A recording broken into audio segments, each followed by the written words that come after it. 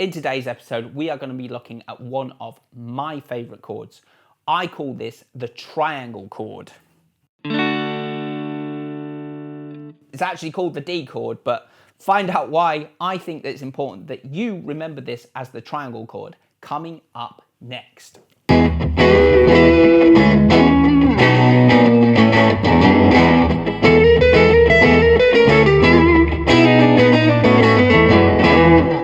Today we are going to start with our middle finger. Now this is going to be our leading finger, and we're going to place this on the high E string on the second space, and then our third finger is going to follow, and that's going to be placed on the third space of the B string, and then finally our first finger is going to be placed on the second space of the G string, and we're simply going to strum from the D string all the way down. Now don't worry if some of your strings are sounding a little bit muted and you're finding this a bit tricky. I'm going to help you with that in just a sec, but one quick tip for you here is to really observe and take note of the order in which my fingers land, and I want you to keep that in your thoughts because we're going to come back to that in just a moment. But right now I want your fingers to stay in this D chord position because we're going to take a closer look and observe what is going on here so we can understand it a little bit better. Now, can you see how we've created this kind of triangular shape? Hence the reason that I've nicknamed it the triangle chord. Now, the reason why I think it's so important that you remember chords in this way is that by adding a word association or a shape association, it makes it so much easier to remember all the different chord shapes, especially when you're new to learning the guitar. Now, given the fact there are a possible 2,210 different chord shapes that we could possibly learn and play, I think you will agree that we need all the help that we can get. Stick around until the end of the video where I'm going to be setting you a challenge using the D chord. In the meantime, let's get back to working on improving our muscle memory. We're going to practice taking our fingers away now and placing them back into that D chord position. Taking them away and placing them back into that triangular shape.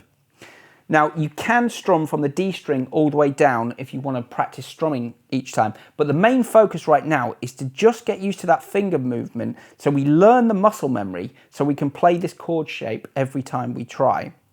Now, you're going to find this really tricky at the moment, but stick with it, and I guarantee you that gradually it will become easier.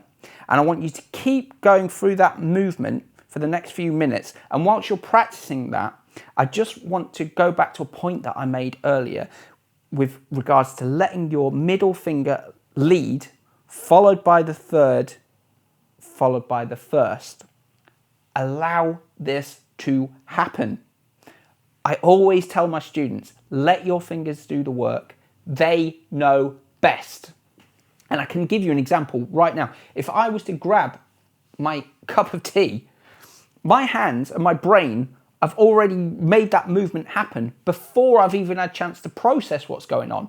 The same principle applies to when we're learning the D chord shape.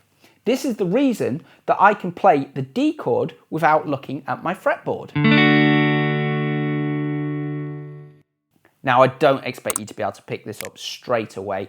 If you're finding it a little bit tricky, feel free to play around with the YouTube settings below where you can slow me down, where I make funny faces and silly sounds. Or alternatively, feel free to pause the video here so you can practice at your leisure.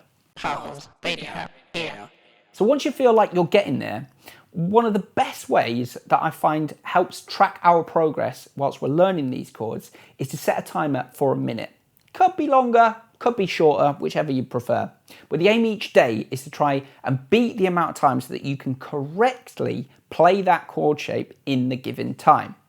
The aim is not to be able to play that shape as fast as you can, but simply to improve your consistency, which will enable us to learn that muscle memory and store it in our brain so that we can easily play that chord shape forever. Now it is time for your challenge. So we are going to take the D chord, and I would like you to play this rhythm for me.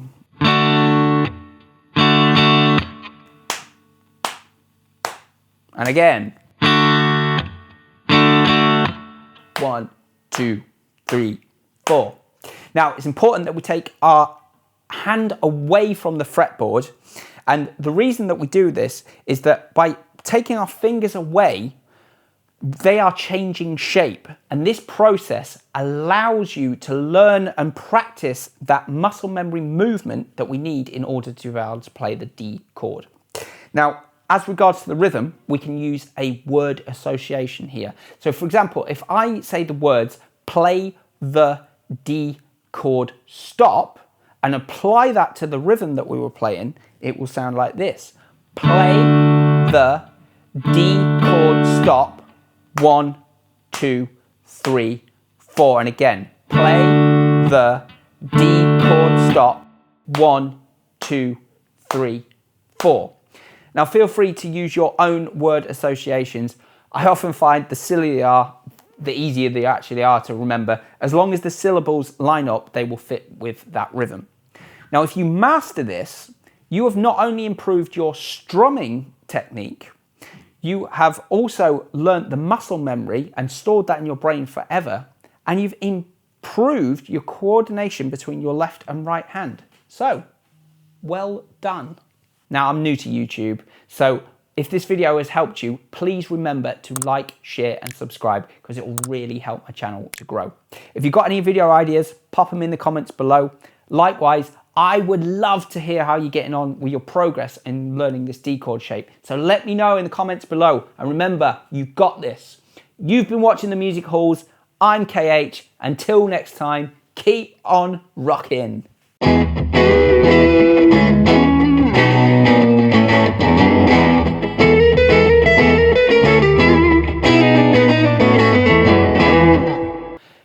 Remember, you've got this. Your right and your left hand and learn a new strumming pattern. So well done. So well done. So well done. So well done. Then I was going well.